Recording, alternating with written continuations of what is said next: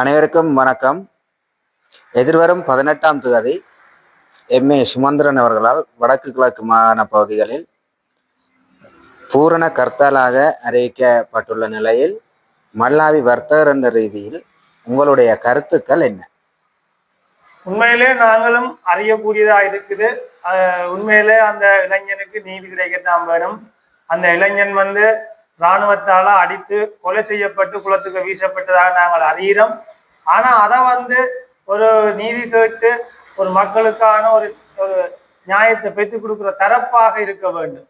உண்மையிலே இன்றைக்கு அறிவிச்சிருக்கிறார் யார் என்று சொன்னா, இன்றைக்கு எம்ஏ சுமந்திரன் இன்றைக்கு மக்கள் இந்த சொந்த இனத்தையே இன்றைக்கு விற்று கொண்டிருக்கிற ஒரு சுமந்திரன் தான் இன்றைக்கு இந்த கர்த்தால அறிவிச்சிருக்கிறார். ஆகவே நாங்கள் அவற்ற கதையை கேட்டு நாங்க கடை கூட்டுறதுக்கு அவர் எங்களுக்கு முதல் போட்டு தரையில நாங்க கடையை கூட்டிட்டு போறதுக்கு. ஆனா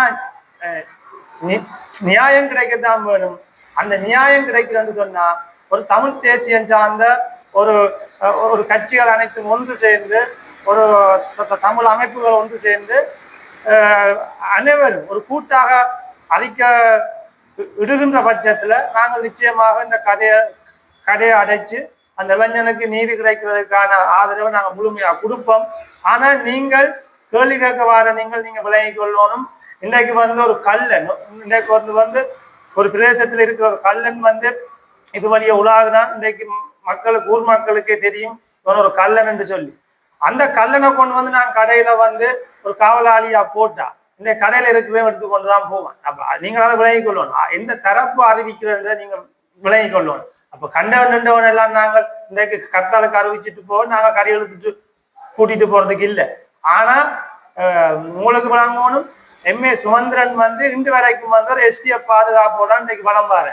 இன்றைக்கு நாட்டுல பயங்கரவாதம் இல்லை என்று சொன்னான். ஏன் இன்றைக்கு ஒரு தமிழ் பிரதேசத்துக்கு வாரதுக்கு இன்றைக்கு எஸ்டிஎஃபோட வரணும்.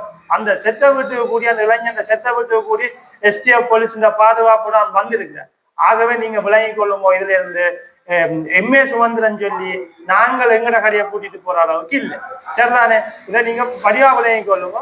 ஒரு சொந்த இனத்துக்குள்ள ஒரு சொந்த மக்கள்கிட்ட பேசுறதுக்கு ஒரு எஸ்டிஎஃப் பாதுகாப்பு வேணும் என்று சொன்னா அவருக்கு என்ன பின்புலம் என்ன?